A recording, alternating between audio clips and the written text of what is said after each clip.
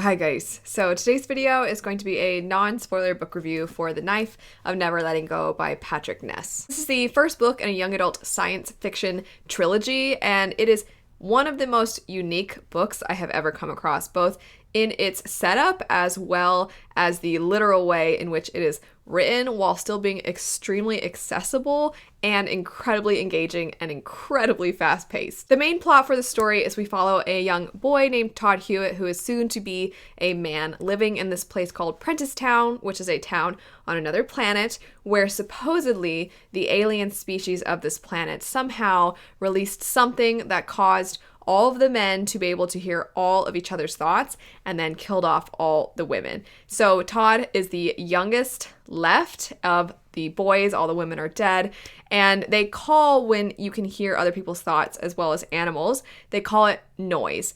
And the noise is constant. You can't really keep anything from other people. But either way, this is the only life that Todd has ever known. This is his only experience. And everything goes crazy basically when it turns out everything he's been told might not actually be true. The thing that makes the writing itself really unique is it is told in first person point of view, and I think it's I know some people feel meh about first person point of view. They don't always love being in a character's head, but I think this is one of the best utilizations of first person point of view. I think Patrick Ness really took advantage of the possibilities because you have the ability to constantly hear the other people's noise. The way it's written in the book, there will be words written out kind of all over the page on occasion to really create that effect. If you like great audiobooks, I would highly recommend the audiobook for this one because the way they do the noise is incredible. But often Todd will have thoughts in the narrative where he's telling you the story that other people will essentially be picking up on. So it adds this extra layer because he's telling you the story about what he's thinking about in that exact moment, and then other people are reacting to those things. Often he's trying really hard to not think about certain things because at some point he kind of ends up on the run and he doesn't want to think certain words or have certain imagery in his mind because then it's going to reveal him. And so he literally has to try and close off his very thoughts. And I feel like there's a certain trope that a lot of people really hate, including myself, of the let me withhold information from you for your own safety, except for this was the only time I think I've ever seen that trope actually make sense, because the people that often withhold information from him in his past did it because they knew that if he had certain information, then other people would pick up on that and read it in his thoughts, and then it would give him away, and they needed him to be innocent.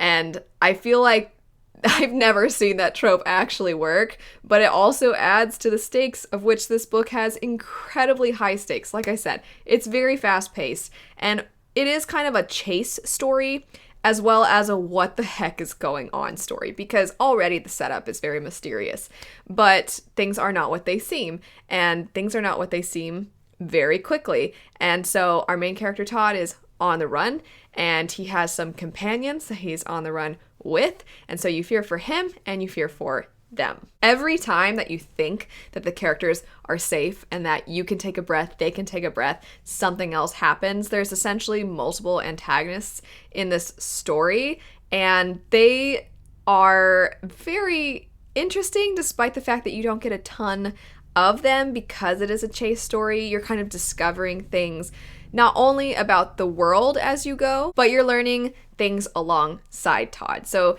it creates this tension and this edge of your seat feeling because Todd also doesn't know exactly what's going on. And so he's trying to figure it out. And when he's left in the dark, you're left in the dark and you're trying to figure it out and he's trying to figure it out. And then there's all this noise, and then all of a sudden somebody's coming after them, and then he's on the run again, and then he's hurt, and then somebody else shows up, and then you think they're safe. It's just one thing after the next, and then before you know it, you're done with the book, and the ending is fantastic, and then you can't wait to pick up the rest of the series, and you're kind of like, how do I even read other books now? Besides just the noise element being really unique and it being really fast-paced, the story itself also has a really cool element tied in where it at first makes it almost difficult to read. But like I said, if it truly is difficult to physically read it, the audiobook is great. But either way, it might take some getting used to. And that's the fact that Todd is, a little uneducated. He doesn't really know how to read, and that's reflected in the writing of the book. So you will have a lot of things misspelled.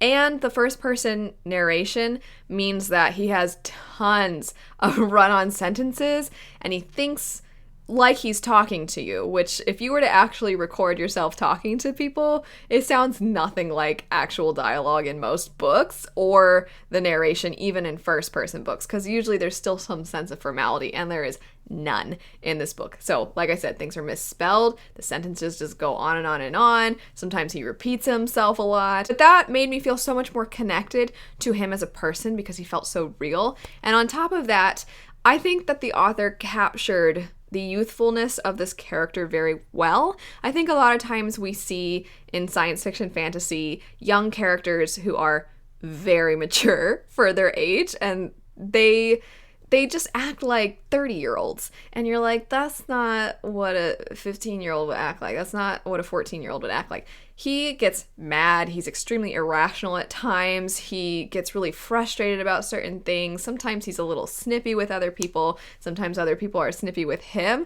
But it made it so that when there was a moment of growth, it felt so earned, and you really felt like you were watching him go through this horrendous situation, but growing from it at the same time and discovering empathy much more than he already had, and just seeing him start to slowly kind of actually grow into a man. And that's a big theme in the book, is that, oh, soon it's going to be my birthday and then I'm going to be a man. And then he kind of is discovering what it's like to actually grow up and make decisions for yourself.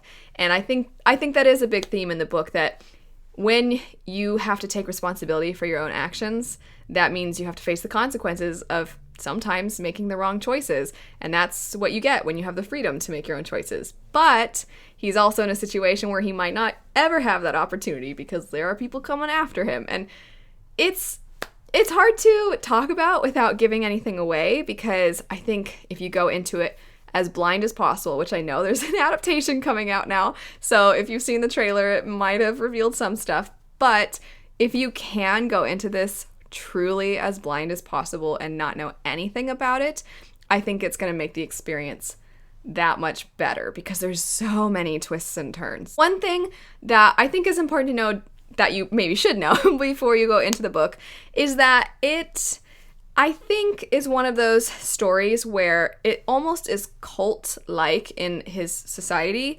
and therefore it's kind of hard to understand the reasons for why some of the enemies act the way they do, because it seems so irrational and so ridiculous.